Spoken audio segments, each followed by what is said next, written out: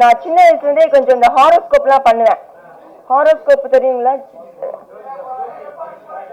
2026 April எலெக்ஷனா, மே ஜூன்ல result வருமா, நவம்பர்ல திருப்பி வருவாருங்க. நான் சொல்றேங்க, நடக்குமா இல்லையான்னு பாருங்க. சினிமானே என்னன்னு தெரியாம யாரும் மற்றவங்களா ஃபைனான்ஸ் அந்த அளவுக்கு பேக்ரவுண்ட் இல்லாதவங்களா வந்தாங்கன்னா they cannot survive.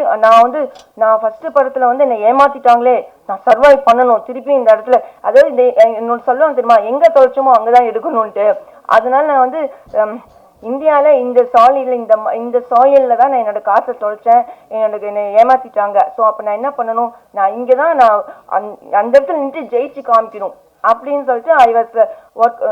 அதனால தான் இப்பவும் ஓடிட்டு இருக்கேன். செகண்ட் மூவி எடுத்தேன்.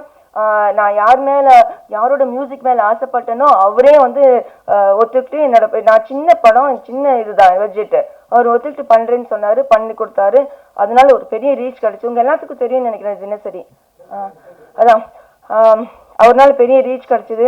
அவர் மூலியமா எனக்கு ரஜினி சார் ஃப்ரெண்ட்ஷிப்பும் கிடச்சிது. ஸோ ரொம்ப நான் லக்கின்னு நினைக்கிறேன். ஃபர்ஸ்ட் படத்தில் கஷ்டப்பட்டேன், ரெண்டாவது படத்துலையும் கஷ்டப்பட்டேன். ஆனால் அது வேற மாதிரி கஷ்டம். ஸோ நான் தெரியாம என்னை யாருன்னே தெரியாம இருந்தவங்க எல்லாத்துக்கும் என்ன தெரிஞ்சிச்சு.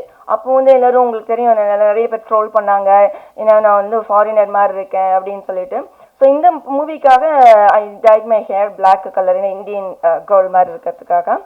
ஸோ என்ன சொல்லுவேன்னா, சினிமாவில் வரணும்னா அஸ் அ ப்ரொடியூசராகவோ அந்த மாதிரி இருந்தால் சும்மா அதை விற்றுட்டு இதை விற்றுட்டு அதை காசை போட்டாங்கன்னா திருப்பியும் அது எடுக்கவே முடியாது. ஏன்னா சினிமா தெரியலைன்னா ரொம்ப கஷ்டம். இப்போ நான் 3வது படத்துலையும் நான் லேர்ன் பண்ணிட்டு இருக்கேன், இந்த படத்துலையும் லேர்ன் பண்ணிட்டேன். ப்ரொடக்ஷன் சைடில் எது பண்ணணும் எது பண்ணக்கூடாது அது இந்த மாதிரி நிறைய லேர்ன் பண்ணியிருக்கேன். It's not easy. ஏன்னா சினிமாவில் 24 கிராஃப்ட்ஸ் இருக்குது, உங்களுக்கு எல்லாத்துக்கும் தெரியும்.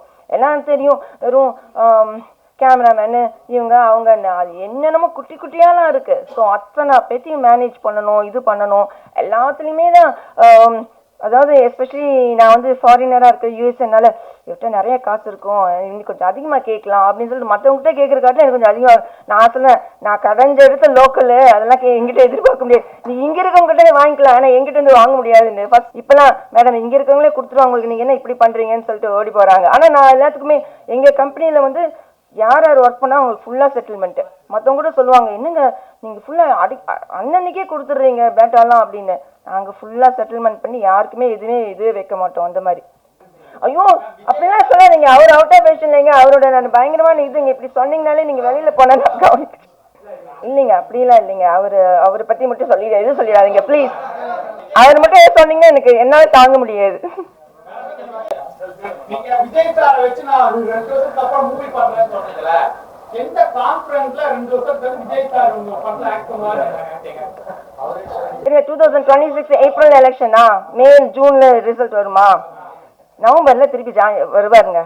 நான் சொல்றேங்க, நடக்குமா இல்லையான்னு பாருங்க. நான் சொல்றேன், இன்னைக்கு சொல்றேன் பாருங்க. அதெல்லாம் தெரியாது, நடக்குது அவ்வளவுதான். நான் சின்ன வயசுலேருந்தே கொஞ்சம் இந்த ஹாரோஸ்கோப்லாம் பண்ணுவேன். ஹாரோஸ்கோப் தெரியுங்களா? பாருங்க, நீங்க என்ன பத்தி கேளுங்க, அவரை பத்தி கேட்குறீங்க, என்ன பத்தி கேளுங்க, என் படத்தை பத்தி கேளுங்க.